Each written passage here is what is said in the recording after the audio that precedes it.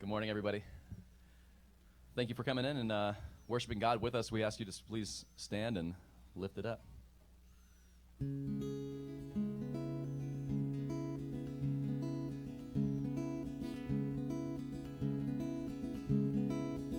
This dry and desert land, I tell myself keep walking on.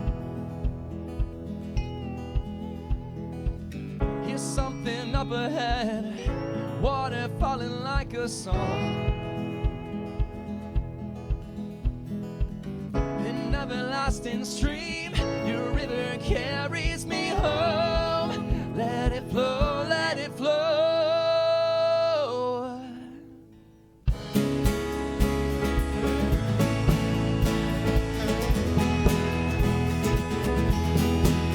All my fountains,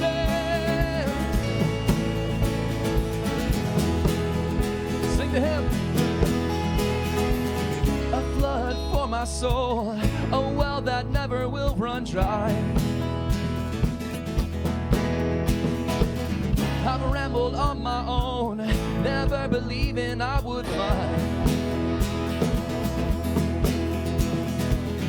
an everlasting stream. Your river carries me home. Let it flow, let it flow. Open the heavens, come living water. All my fountains, they are in you. You're strong like a river. Your love is running through. All my fountains are in you.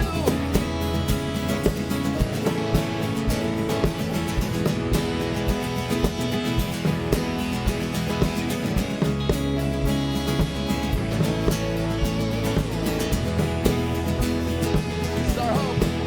Come on in, rain down on us, rain down on us, Lord. Come on in, rain down on us, rain down on us, Lord. Come on in, rain down on us, rain down on us, Lord. Come on in, rain down on us, rain down on us, Lord. Open the heavens, come living water. All my fountains, they are in you. Oh, you're strong like a river. Your love is running through. All my fountains, they are in you. Lift it up. Here we go. And open the heavens, come living water. All my fountains, they are in you. Oh, you're strong like a river. Your love is running through. All my fountains, they are in you. All my fountains, they are in you. All my fountains, they are in you. Amen. They are in him. Thank you again for coming. Welcome to State Street, everybody. We are glad that you are here. We're going to continue to lift up the name of Jesus. We invite you to sing with us and sing to him. Just kind of forget all the cares that you brought in and just soak into his love and soak into his truth. So we ask that you sing along.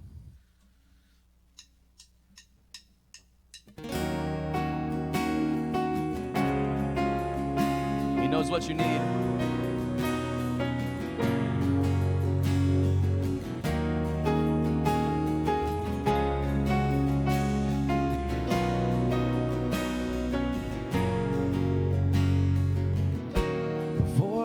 spoke a word, you were singing over me. God, you have been so, so good to me. Before I took a breath, you breathed your life in me. Yes, you have been so, so kind to me. And so the overwhelming, never-ending, reckless love of God, oh, it chases me down, fights till I'm found, leaves the 99. I couldn't earn it, and I don't deserve it, but still you give yourself away. It's all the overwhelming, never-ending, reckless love of God. Yeah,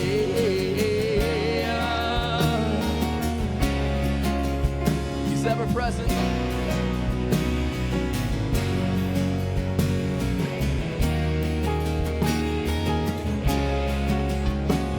He will never leave.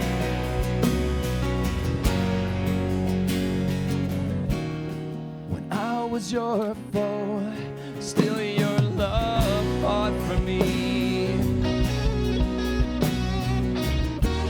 God, you have been so, so good to me. When I felt no word, you paid it all for me. Yes, you did. And you have been so, so kind to me. And so the overwhelming, never-ending, reckless love of God, oh, it chases me down, fights till I'm found, leaves the 99. I couldn't earn it, and I don't deserve it, but still you give yourself away. Oh, the overwhelming, never-ending, reckless love of God. Yeah.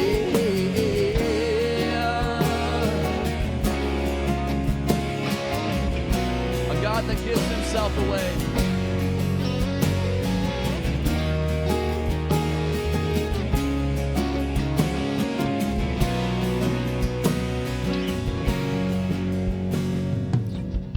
There's no shadow you won't light up, mountain you won't climb up, coming after me. There's no wall you won't kick down, or lie you won't tear down, coming after me. There's no shadow you won't light up, or mountain you won't climb up, coming after me. There's no wall you won't kick down, or lie you won't tear down, coming after me. There's no shadow you won't light up, a mountain you won't climb up, coming after me. There's no wall you won't kick down, or lie you won't tear down, coming after me. There's no shadow you won't light up, a mountain you won't climb up, coming after me. There's no wall you won't kick down, a lie you won't tear down, coming after me. Sing, oh, the overwhelming, never-ending, reckless love of God chases me down, fights till I'm found, leaves the 99. No, I couldn't earn it, and I don't deserve it, but still you give yourself this holy, overwhelming, never-ending, reckless love of God. Yeah.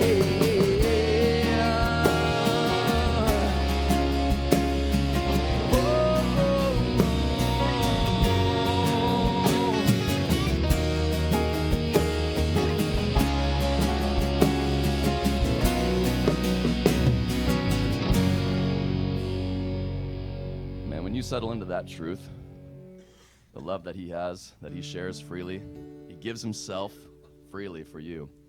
That's just that's something. That's significant. If that doesn't touch you somewhere, you need to really focus on that.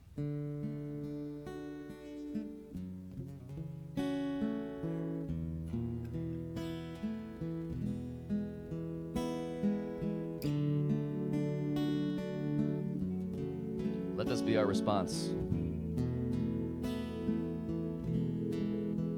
You give life, you are love, you bring light to the darkness, you give hope, you restore every heart that is broken.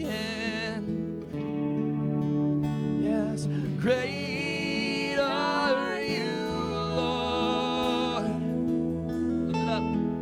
It's your breath in our lungs, so we pour out our praise. We pour out our praise. It's your breath in our lungs, so we pour out our praise to you only. We are only here for a season.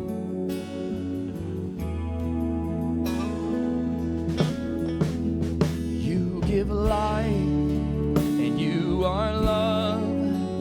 You bring light to the darkness. You give hope, and you restore every heart that is broken. And great are you, Lord. Join the saints, sing it. It's your breath in our lungs, so we pour out our praise.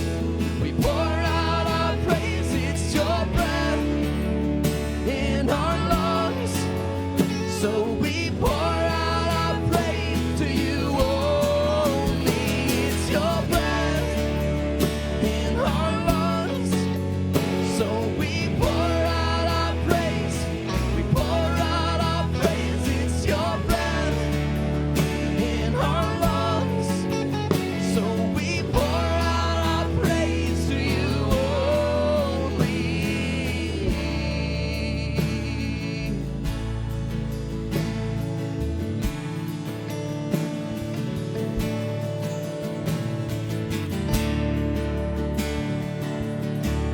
He is listening this morning.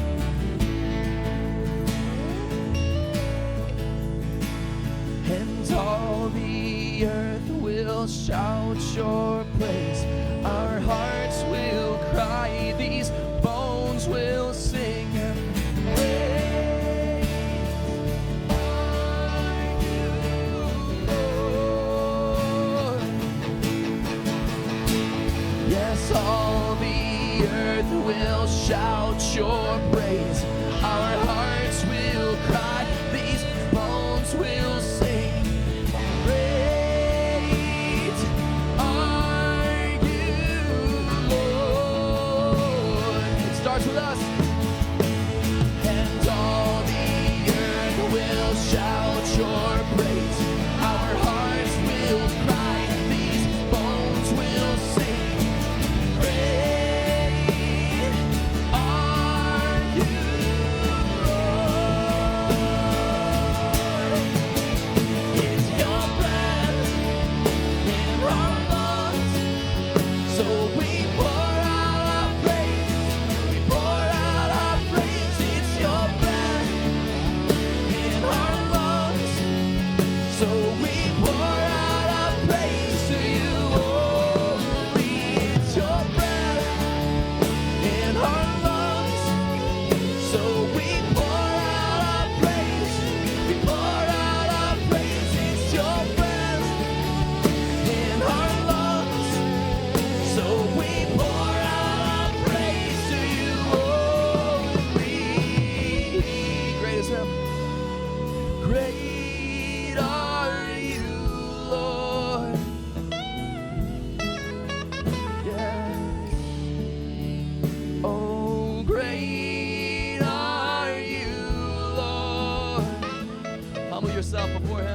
Singing. Great are you, Lord. We believe. Yeah, great are you, Lord. Amen. He is great. You may be seated. Good job. That was some monster leads there. I heard that. I saw the smoke. Good morning, everyone. For those of you that are here this morning, we had some people gone at Tour de la Porte. I didn't realize that was such a thing until people are like, yeah, we can't serve today. We are going to be gone at Tour de la Porte. Now, here's the thing. We don't know if you are, so it was a great excuse, even if you're not, like to get the weekend off, because who's out checking? Actually, we have a spy. If you notice, Pastor Becky's not here. She's out there. No, Pastor Becky is actually in Boston. She just checked into our live stream. Hi, Pastor Becky. But she's moving her daughter out, Grace, to school this morning in Boston. Probably close to bawling her eyes out. I don't know if it's happening yet, but it will, I'm sure. But we're really glad you're here. And if you're streaming with us online, we're glad you're streaming with us as well. We like to tell people, and we truly believe, that visiting churches can be very difficult. It's vulnerable, not knowing someone. I was glad to hear from some friends on Friday night at a discussion over dinner that are fairly new to our community, that they feel welcomed here, that they feel like they belong here. And we hope you do. But sometimes it can be easier to come through kind of a virtual church experience first, to check us out, to see what we're about. And so if you're streaming with us, know that we hope that one day you do get to come and visit us here in person. But until you feel comfortable doing that, we are glad that you're with us online as well. I have a couple things to bring up before we start our third week of our message, Because I Said So, in our series Because I Said So, talking about parenting and helping children know Jesus. But we have a couple things that we want to talk about. This last Friday, we had our discussion over dinner here. Those of you that were able to make it, we had a great conversation with the mayor of La Porte and the First Lady, Mark and Laura Krentz, about the future of La Porte and what's happening. And we got updates on certain projects. You'll have to listen to the podcast or watch the video of it. But it was really, I thought, informative, enlightening, just to kind of hear the just the heart of those who are leading our city. One of the things I took away from it, though, is if you have a question about what's happening in La Porte, call the mayor. He would prefer that you call instead of posting on Facebook and wondering, wait a second, what's happening? Ask the people in charge, and hopefully they'll be able to get you an answer. And they welcome any kind of contact. Also, this week, my dad, Neil Laux, who is our project manager over at Brighton Street Green Space, and some of you, I know Stephen Sawaya was there, Rich Siri and Marty Brennan also helped this week. They've been working on getting the Brighton Street Green Space essentially graded with strings set up. What we're doing here, and you'll start seeing that this week because they'll start pouring some of them this week. In this space here, we're actually building lots of new garden boxes, but we're going to do them concrete. And so it's a little more expensive, but they're permanent, and they won't wear out like, some kind of wood or metal will. These will last forever. And so we have been getting the property ready for that, to get them poured so that, we'll have them ready to go in the fall with the dirt and everything in them, so that in the springtime, we'll be able to plant and get going on this property. And you might be asking, well, what's the status of this? When are we going to be opening it? Well, obviously, this is our next phase of it, the outdoors part. The inside's almost ready. I cannot wait to show you the mural that Mr. Roger Clays has been working on in there. It's It's beautiful. It's fantastic. It's an homage to the Lennox Dairy property.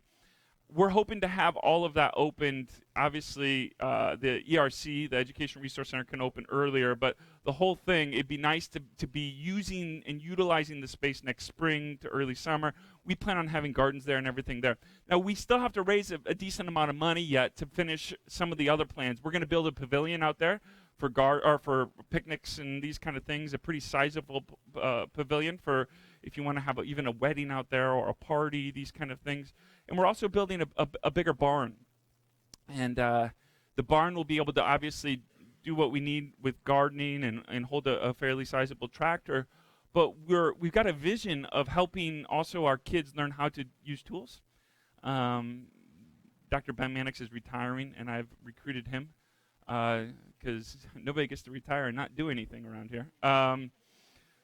But Dr. Ben Mannix is going to help us out with a program where we teach middle schoolers just about how to build things. And why do we do this? Well, we believe that this is the church in action, mentoring and guiding younger generations, helping them know that they matter. And you might just say, well, it's just building a garden or building a bench or these kind of things or planting, but it's the kingdom at work. And when you see a space that was formerly a dilapidated factory that had a lot of drug abuse and things like that in it, come back to life again, you see signs of the kingdom and resurrection. And so we're very excited about this project. Obviously, it's been a labor of love with an emphasis on labor. Neil Laux has done a fantastic job putting it all together. And obviously, there's lots of more work to be done and more money that needs to be raised and things like that. But it's coming together, and we're very, very, very excited about it. Also, last week, we had our first, of the school year anyway, our first State Street Student Sunday. We had quite a bit of kids show up for that. So lots of stuff happening this week, and we're very, very excited about what's going on at State Street. And if you aren't getting our emails yet, I hope you sign up for them. If you haven't downloaded our app, please do that. You can always get information about what we're doing through the app, and also follow us on all the social media sites, the Facebooks and the Instagrams and the Twitters, and you'll see all this stuff there.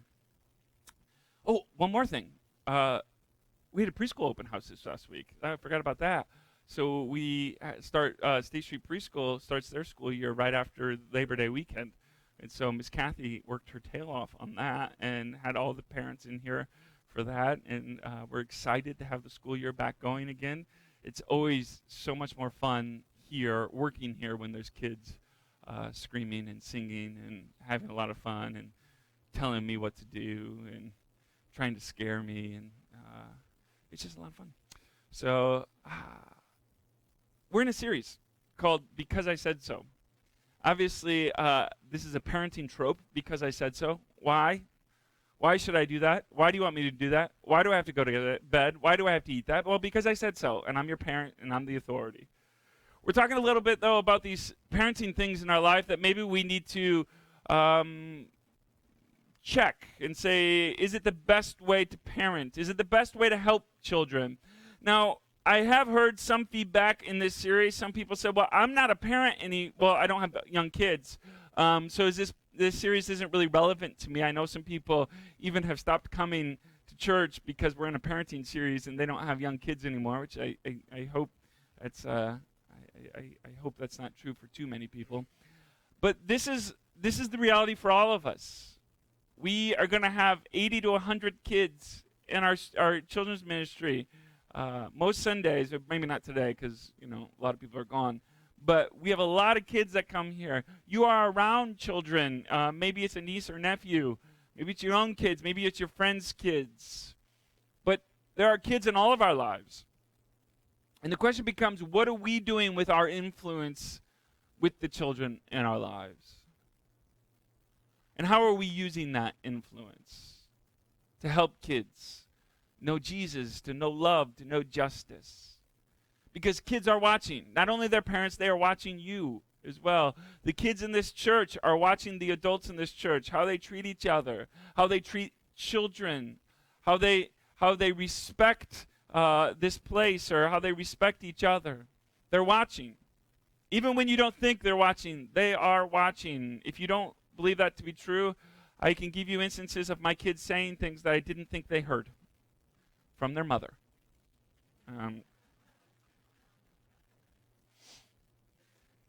So we've been talking in this, in matters of spirituality, it's better to compel than to coerce, right? It's better to invite than to force. And even when our kids, when we think about the kids or your grandkids or your nieces and nephews in your life, spirituality and matters of faith never really go that well when you force someone into them. I don't know if you've ever been like coerced and forced to believe something against almost your will or better judgment. It's never a true conviction. And what becomes of that belief or that kind of statement is that you affirm it in as much as you can to get out of trouble with the person forcing you to believe it. So your grandmother asks you, are you going to church still? And you're like, yeah, absolutely. When I'm home for the summer, and you go. But you don't have the heart to tell them that you no longer are compelled by the thing that they coerced you into. We talk often about deconstruction here, and deconstructing faith, deconstructing our ideas of faith. And there's part of me, and I've told you this before, I don't like the phrase deconstruction because I think we're constantly constructing ideas, right? Deconstruction kind of means that we arrived at a place and we're deconstructing it to build it again.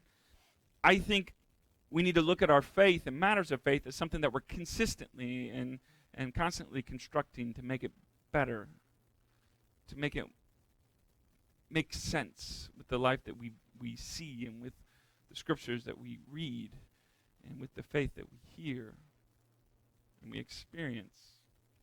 In matters of spirituality, it's better to compel than to coerce.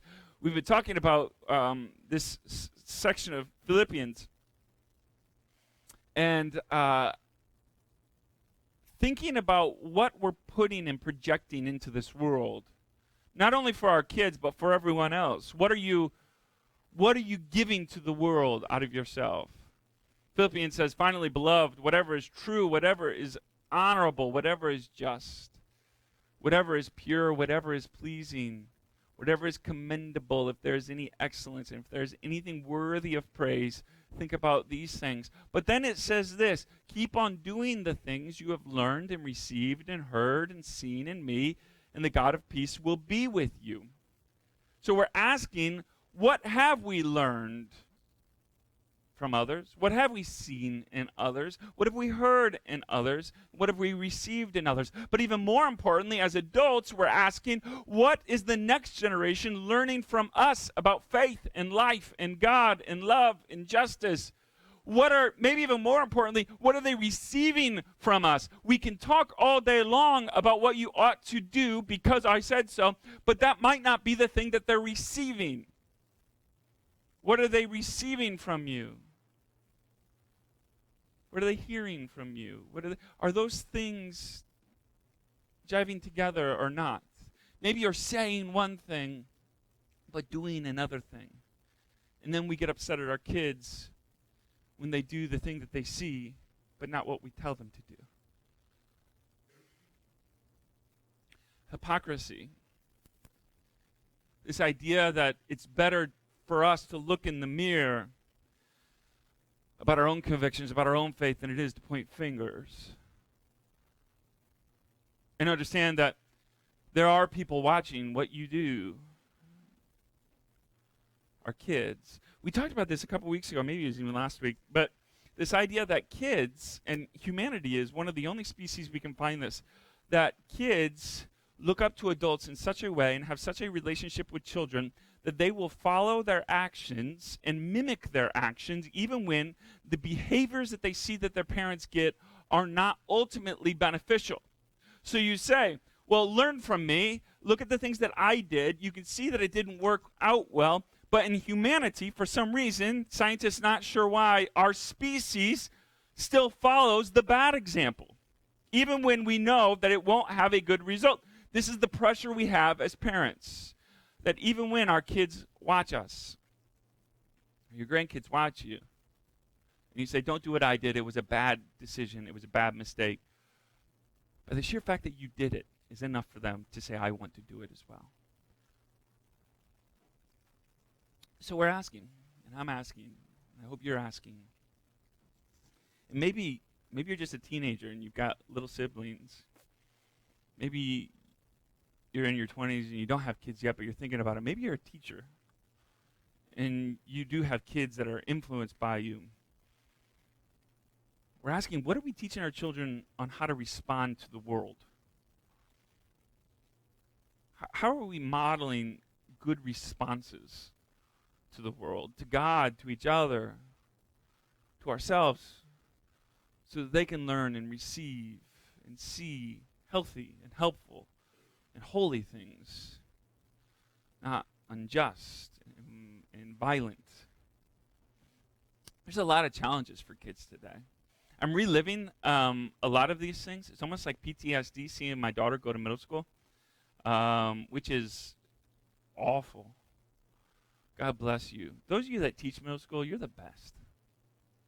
Those of you that attend middle school, you're even better. It's awful. It's hard. You got people that don't feel comfortable in their own skin, afraid and vulnerable that they'll be caught out or caught, that they don't know what they're doing or that they don't feel comfortable in their own skin. So what they do is they focus on other people. They'll point out, they'll bully, just so that their vulnerabilities aren't captured. There's a lot of problems, a lot of issues that kids today face, right? Think about materialism. How much stuff we have. How much almost bullying can happen even if you don't have the right stuff. If you don't have the right things. What? You don't have the new iPhone and you're in 3rd grade? What? I remember even feeling that. Do you guys remember, those of you that are roughly my age, or maybe you got them even, but do you remember Reeboks came out with these really, really awesome shoes back in the 90s? They had a pump in them. Do you remember them? Yes. They were the coolest thing. I have looked for them since. They don't make them anymore, but I wanted them so badly. I did. And my mom knew I wanted them really badly too. And so fortunately, and all my friends had them. They were really cool. My mom, God bless her, went to the store and bought a pair of off-brand version.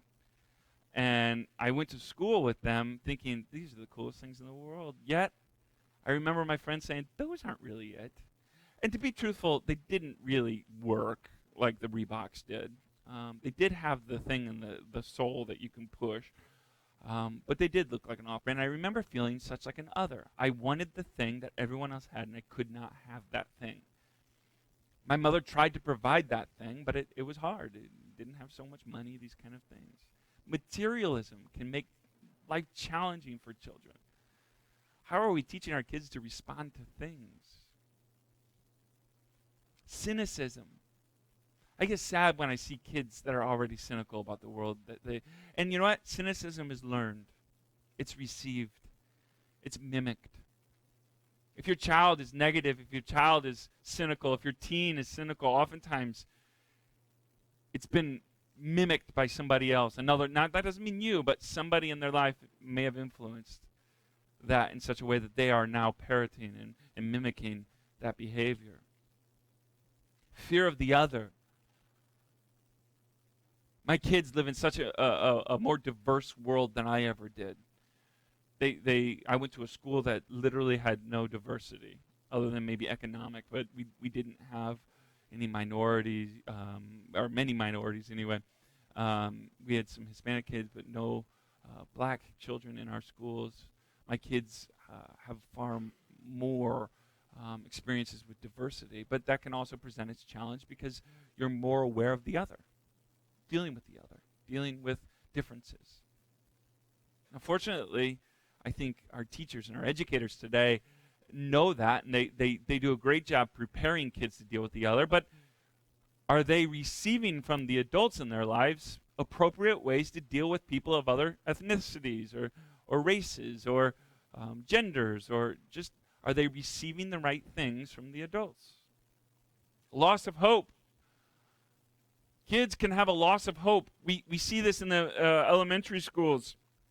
I had a friend share with me, a teacher, that already in the first week of school, one of their children, who you might say has a little bit of a behavioral challenge, had already been yelled at by a support staff in the school and made to feel like an other in such a way that they told him, "You're on my list."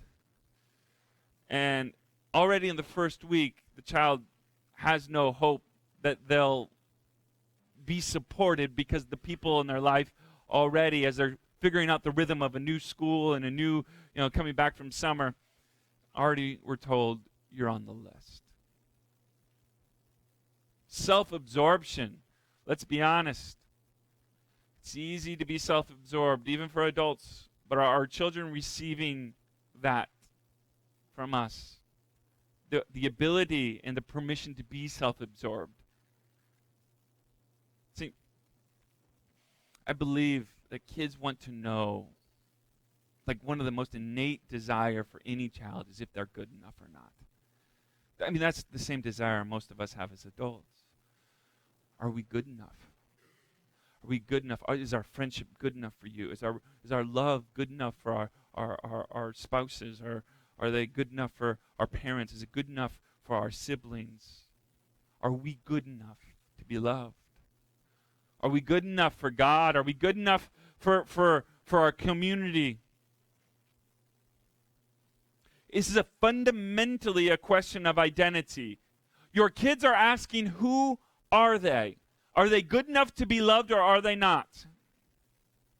Are they good enough to be received into community, or are they not? The church hasn't always done a great job of inviting people into this truth, that in the economy of the kingdom, everyone belongs, not because of what you have or have not done, but because of who God is. And kids want to know if they're good enough, or do we belong? Who am I? Think of this. Your children, they can know their names but still not know their identity. I'm realizing this middle school is a season of identity, right? It's figuring out who they are. It's figuring out what they believe, what they know, what they want to do in life, like who they want to be, the types of people. They're figuring out and being perceptive of people that are different. They're asking questions of identity. Who are they? Who are others? How to make sense of it all. How are you helping your children figure out who they are? What are they receiving from you? What are they hearing from you? Are they constantly hearing that they are a disappointment because they are not doing the right things? Or have they been encouraged that regardless of perhaps behavioral issues, they are good enough for your love, for your acceptance, for your care? How are you helping children, your grandchildren? I tell you what, I keep on including grandchildren because I've shared before with you, my parents are teen parents, and they had my brother when they were teenagers, and we relied on our grandparents quite a bit. They were a crucial part of my upbringing, both sets, crucial part. And so I think sometimes we minimize the importance of what grandparents or aunts and uncles or just other godparents or just people and adults in somebody's life, what they can put into somebody's life. As a pastor, I can tell you this. I remember the first call when I was a teenager, the first call I made when I felt like I was, going into my senior year of high school. I said, I think I'm going to be a pastor. I think that's what I want to help people. And the first call I made was to my dad, and the second call was to my uncle, Uncle Jay. Because that's the influence they had on me. And I think we have to understand that even as grandparents, even as aunts and uncles, you wield a very important role in the life of children. And maybe they're not receiving what they ought to at home, but they can receive what they need from others like you. You can counter perhaps the toxicity in the home with your influence in whatever way you can. I am honored to serve as the board president of Family Advocates. Now, Family Advocates is a child. We work on child abuse prevention and intervention, these kind of things. We run CASA in town, which is court appointed. It's a court-appointed special advocate, and we help with kids who are going through the court system, who are going through maybe they've been taken from their family because of abuse, or their parents maybe were got arrested for drugs or whatever. We also do Harmony House, these kind of things. But I can't tell you how important that role is for people. We have had adults who have went through the CASA program come back to us and say, if not for our CASA, if not for our advocate, we think our life would have been drastically different. Everything in their life seemed toxic except that one person who was reminding them that they are worthy of love, that they are good enough. Even when they don't always do the right things, their identity is such that they are worthy to be loved. Kids want to know if they're good enough or not. Are they worthy of love? It's a fundamental question of identity. Now, we've talked before, the Bible is not a parenting manual, but the Bible should shape how we parent. And the Bible says some things about parenting that I think we ought to listen to and maybe adopt ourselves today, even when it's maybe not exactly parallel. Now, we have to think about the first century family to understand the context in which the scriptures were written. So in the Greco-Roman society in the first century, there was the paterfamilias, which was the head of the Roman family, the dad, the father, the male. And the paterfamilias got to do everything. All authority was given to him. Not just like genetically familial, but legally, constitutionally. The dad got to decide everything. And everyone in the household, adult or child, served the father. The paterfamilias had the power to sell his children into slavery. The mother couldn't, the father could. They had the authority, the power to approve or reject marriages of his sons and daughters. Say, no, that's not good enough for me. You don't bring enough to our family. I'm no longer going to let you marry my daughter or my son. They could also put a deformed child to death. The mother did not have that authority, the father did.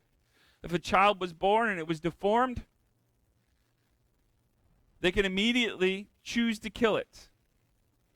Now, what's really interesting is that didn't stop when the children became adults. The paterfamilias was in that role until they died. So if they had adult children and their children had children, they were still the paterfamilias. They were still the head of the household. Even when they had grandchildren, or maybe even great-grandchildren, they were the head.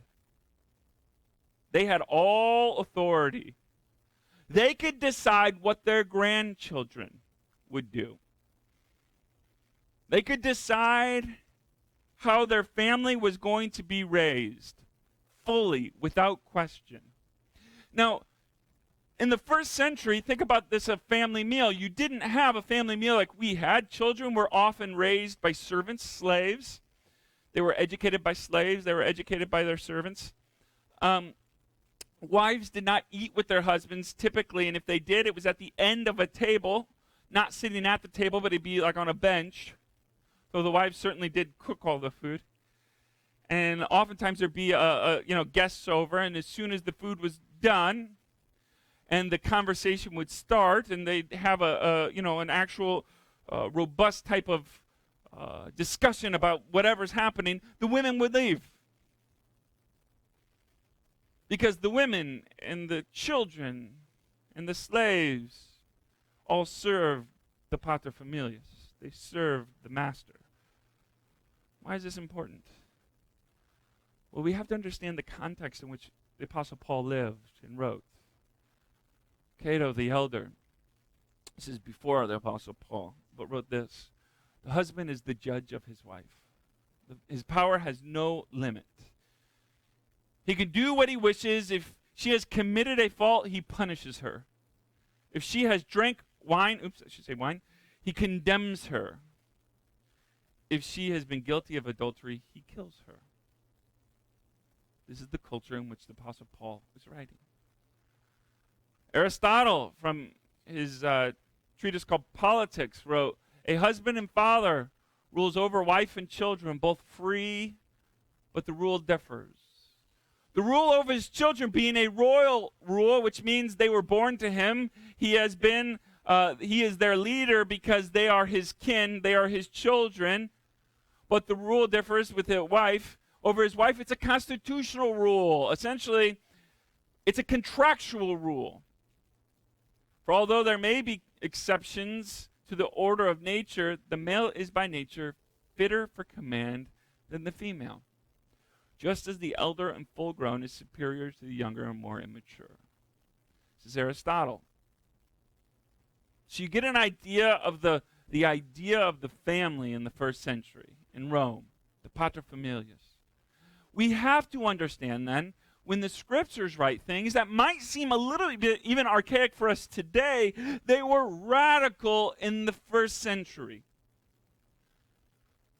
When the scriptures write, there is no male or female, Jew or Gentile, slave or free, they are writing it with this in mind, that your role and your value in society and in the kingdom of God is the same as those who you perceive as under you. It challenges authority. Think about this, Ephesians 5, if you've got your scriptures, open them up if you've got your Bibles. If not, download our app, you can find it all in there. Ephesians, the Apostle Paul writes, therefore, be imitators of God as beloved children and live in love as Christ loved us and gave himself to us, a fragrant offering and sacrifice to God. Apostle Paul starts the 5th chapter of Ephesians with this idea of you and I are not called to imitate the culture, the paterfamilias. We are called to imitate God. Not only in our mutuality, but in the ways in which we love. And remember, God, Christ, the Messiah, loved his creation so much that he did not lord over them, he gave his life for them. So therefore, be imitators of a power that is such that you give yourself to others, don't take from others. Christ did not take, he gave. It's a very different power dynamic. The paterfamilias has the potential to really be a take type of culture. Now, the paterfamilias also has to provide for his house in whatever way he can, though he has slaves that can help with that, and children. But it's a very different power structure. Apostle Paul challenges the power structure of the day and says, hey, in the way in which you look at power, in the way in which you look at influence, live in love as Christ loved you. Let your power structure be a power structure that is bathed in love, because you are not an imitator of Rome. You are not an imitator of the emperor. You are not an imitator of your friends or your family. You are an imitator of God, who condemns the structures of power that are over and against people, and then compels us to believe in a power structure of mutuality and equality. Then later, the Apostle Paul says, therefore, be subject to one another out of reverence for Christ. Subject to one another. Interesting. Husbands and wives. children and adults, slaves and free, be subject to one another in community out of your reverence because you are an imitator of Jesus. Be subject to one another. Now, the Apostle Paul will go on verses later here and talk about what this might look like in that context. And again, for us, it might look a little bit archaic. But in the day and age of the paterfamilias, it was radical. Wives, submit to your husbands, but husbands, honor your wives. Wait, what?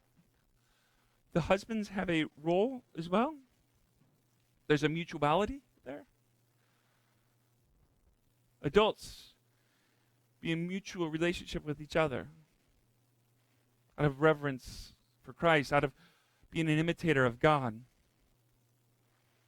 Then it goes on to say, in the relationship with children, which I want to focus on here for the rest of our time together.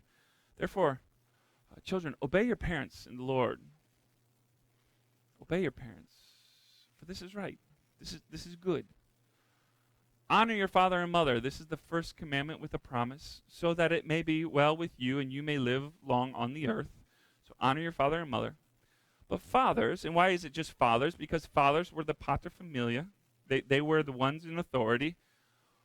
Don't provoke your children to anger. You can say parents now. You can say those who have authority over their children. Don't provoke children, but bring them up in the discipline and instruction of the Lord. Interesting. Don't provoke children.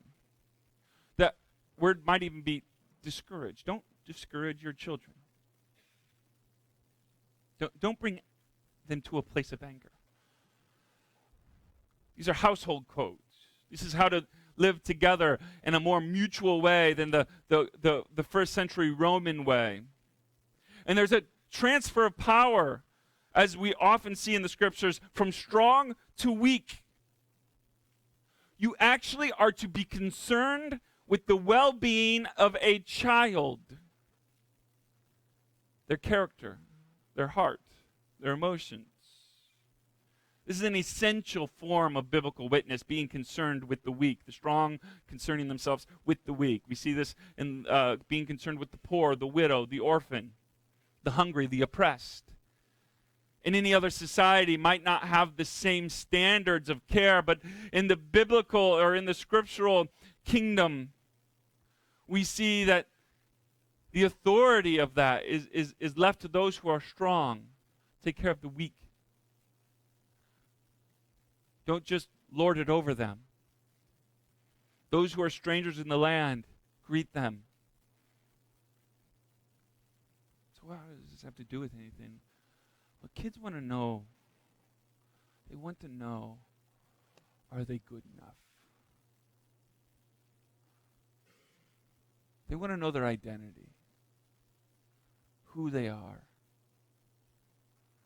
They're figuring it out. And it's something you have to compel a kid to. You can't coerce them. They've got to figure out their identity. My kids are going to be different than me. I know that.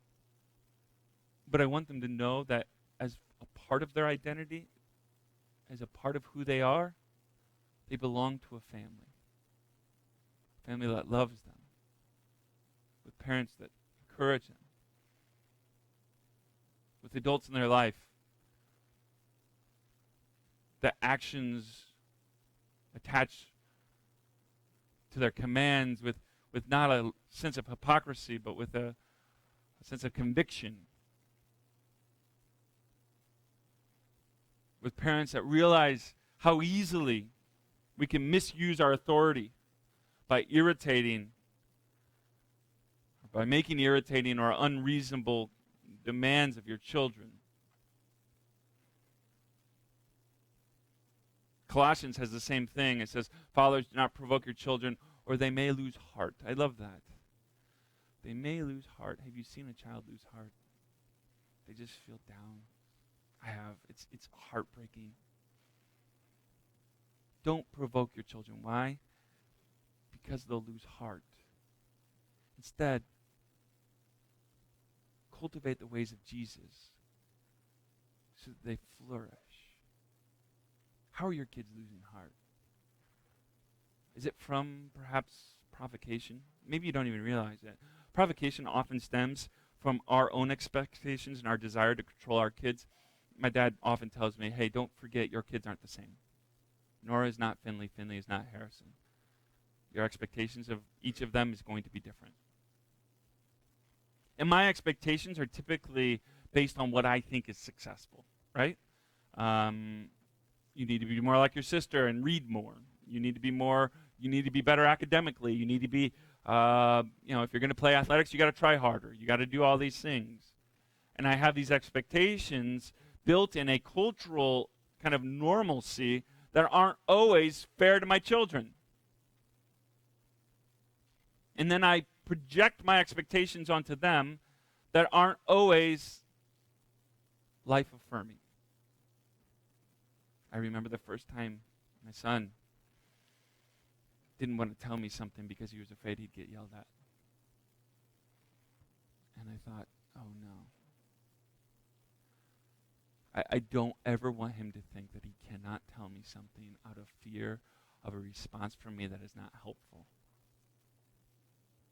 That doesn't mean there's not consequences, but if my child can't come to me, who can they go to? If my child is hiding something from me, who else are they hiding from? I don't want to provoke my child. I want to encourage them. Children are formed more fully, not in the ways that we deal with their successes, but in the ways that we deal with their failures. Your child didn't get a good grade. How are you dealing with it? Are you provoking? Your child didn't do as well as you wanted in athletics. How are you dealing with it? Are you provoking? Are you discouraging? Your child didn't follow all the directions that you told them to do. How are you dealing with it? Are you provoking them? Think about this. Your children will learn more from you and how you deal with their failures than in how you deal with their successes. And we often flip that. We try to be very positive when they do all the right things, which we ought to affirm the positive. That helps with behavior modification. But they'll learn more on how you deal with their failures when they didn't do something wrong, because they're asking the fundamental question, if I'm good enough for you. Too many times kids have everything but their parents' attention. Unconditional love is the greatest gift you can offer your child. Church, the best gift we can offer the children in our community is a place that they can belong regardless of what they've done, regardless of where they're at, regardless of the questions they have, that they have a place to belong here. That we notice them, that we value them, that we're interested in them. We seek to understand them in their world. Not in a place of condemnation or provocation or judgment, but because we care. Are you reminding your child or your grandchild or your niece or your nephew that they're good enough for you? Have you told them that lately? That they are good enough for you? That it doesn't matter that they've not always done the right thing, because, heads up, nor have you.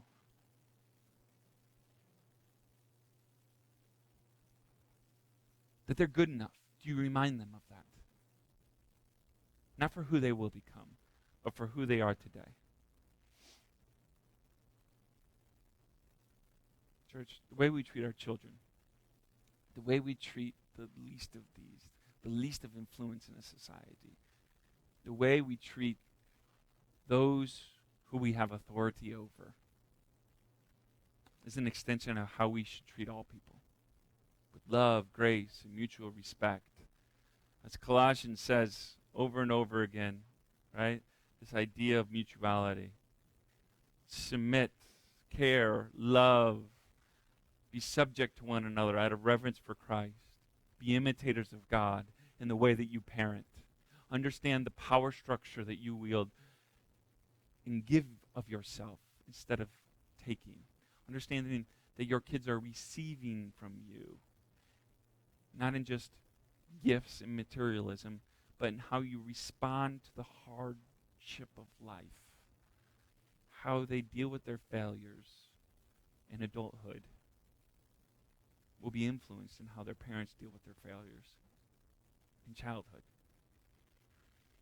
Fathers, do not provoke your children. Parents, do not provoke your children. Do not dishearten your child, or they will lose heart. And as the Apostle Paul would argue, and if they lose heart, virtue becomes very, very difficult. What's the point? How are your kids losing heart? Think about this as we enter into Eucharist. How are your kids losing heart, and how can you combat it? How can you encourage them? How are your kids? Is it academically? Is it athletically? Are they losing heart because they're not getting enough of your time and that's all they want? Are they losing heart because they feel lonely in a family, that lots of kids and people and family, but they just feel lonely? Are they teenagers and they losing heart because they feel like they can't ever get your approval or your love? They're pushing your buttons. They're wondering, am I worthy of love? How are your kids losing heart? How are your grandkids losing heart? How are your nieces and nephews losing heart? How are you, the kids in your life? If you're a teacher, how are your children in your classroom losing heart? And what are you going to do to affirm them, to encourage them, to provide a sense of belonging, that they matter, regardless of what they've done, regardless of who they are, they matter. We're going to enter into the Eucharist where we give thanks for the good and gracious gift that is Jesus. And we invite you to the tables today, even if you're new with us. We Eucharist together here. We give thanks. It's an act of gratitude for life, recognizing that life is fleeting. We only have the moments that we have today. We have no guarantee of tomorrow. And we reflect on how we've chosen to use those moments. Have we chose the path of love over hate? Have we chose the path of justice and mercy over division and judgment? Have we chose the path of grace and mercy?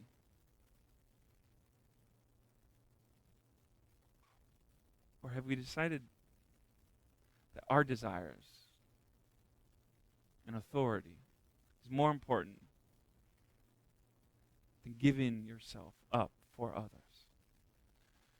We ask for God's forgiveness, and we're promised to receive it. And we ask that in this time, as we reflect and we think about how the children, our grandkids, our kids are disheartened, how we can bring life to darkness. How we can be filled with the light ourselves so that we can project it into this world.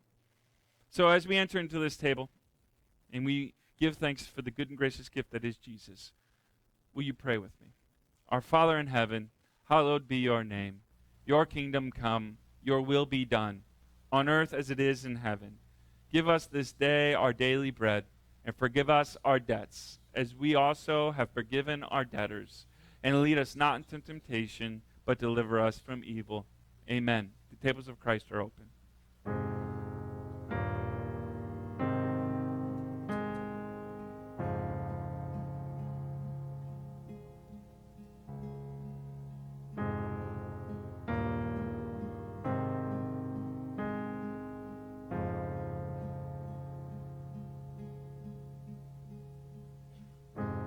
Just as I am, you welcome me.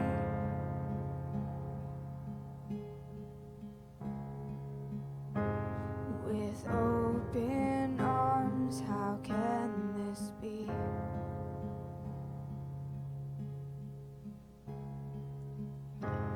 My guilt is undone, my past is untethered.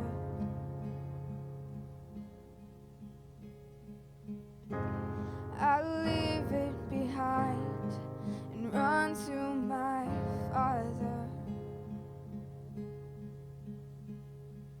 There is no disappointment in your eyes.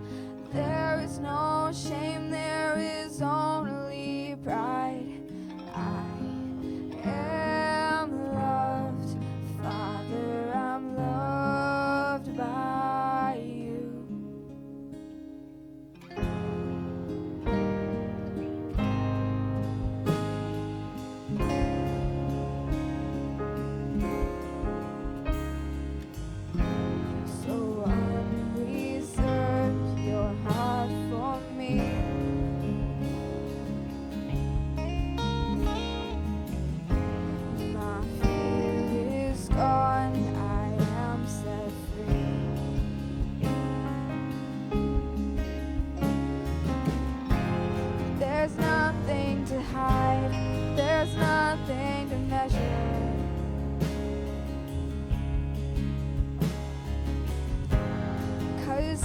am your child, and that's all that matters.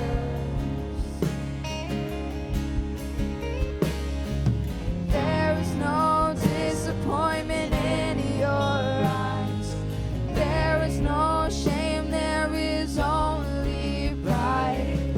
I am loved, Father, I'm loved by you. There is no distance in your embrace. Over and over again you say, I am loved, Father, I'm loved by you. I am loved, Father, I'm loved by you.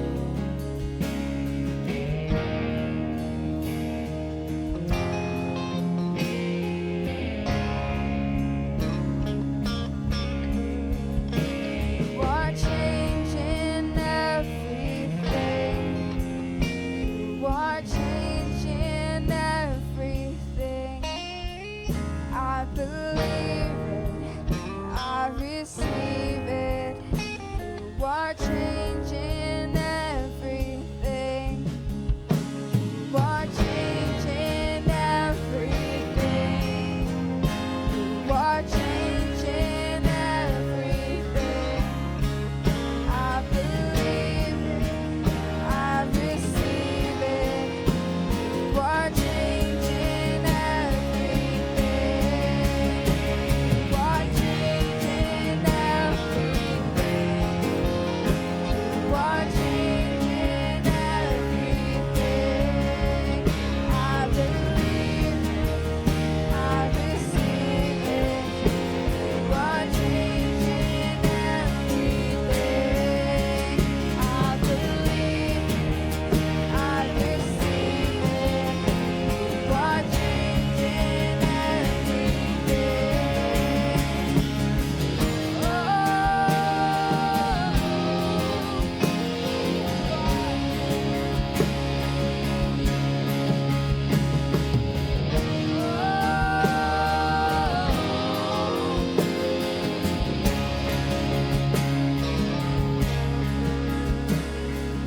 There is no disappointment in your eyes.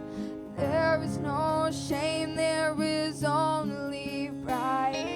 I am loved, Father, I'm loved by you.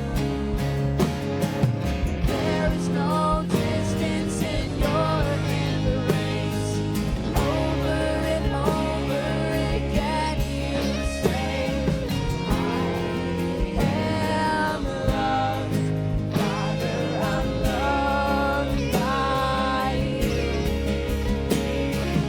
I am loved, Father, I'm loved by you.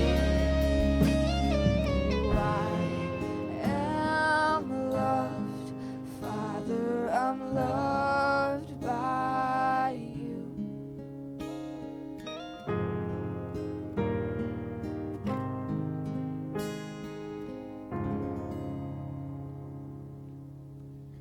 Amen. I hope that truth hits you today. You are loved. You are loved by God. You are loved by this community, and you have a place to belong. Hey, before we dismiss, will you please stand with us? I do want to remind you, on Thursday mornings here at State Street is the State Street Book Club, 6:30 in the morning. I know it's early, but you get to come before work, and they're starting a new. They started a new book, "Take This Bread" by Sarah Miles, and you are welcome to join if you'd like. And it's one of those groups that if you can't make it every week, it's okay. Diane Carpenter leads that group, and she can catch you up on stuff that you missed when you're not there. But 6:30 in the morning here at State Street on Thursday mornings. Also, our fall events coming up at the end of September. I hope you can, we'll do sign up soon for helping with that and all that kind of stuff. But I hope you put that on your calendar. We won't have services here on that Sunday. We'll just have one big gathering party out at the Fox Park at 11 o'clock in the morning. We're going to come together, have a good time, just kind of spend some time with everyone in one place. enjoying each other's company and enjoying the day and eating together, that kind of fun stuff. If you're new with us, whether you're streaming with us online or you're here with us in person for the first time, we're so glad you came. We hope you come back and visit us again. We hope you found this a place that you could connect to the current of Christ in this world. If you'd like to talk about your next step in Jesus, whether it be at baptism or just kind of figuring out where you're at in your faith, we'd love to do that. Put it on your Connect card on the brochure you got coming into the sanctuary today, or download our app and you can send us messages through there. Anytime you have a prayer request during the week, you can submit a prayer request through our app as well. We are honored and privileged always to pray with and for you. And so don't ever be afraid to send that to us. Again, we love to do that. Also, we are not going to be passing a plate for offering, but we do believe in honoring God with our finances. In order to keep all of this great stuff going, the preschool, the gardens, and the church, and all this kind of stuff, it takes a lot of people giving and helping this mission move along. So if you'd like to give here, we invite you to do that in a couple different ways. You can give in the giving boxes out in the foyer, or you can go online to set up online giving at statestreet.tv or download the app. We are a 501c3. All of your donations are tax deductible, these kind of things. You can donate, whether you're joining us online or in person, whatever it is, however much you can. Your partnership means a great deal to us. Hey, this week and every week, know that you're loved. Go extend the love that you've received from God to the world around you, to the world that you inhabit, to a world in need of knowing who they are. They are loved by God, and they're loved by you. Help people realize that in whatever way you can. Go out in the love of the Father, and the peace of His Son, Jesus Christ, and the movement of the Holy Spirit. You are dismissed. Peace be with you.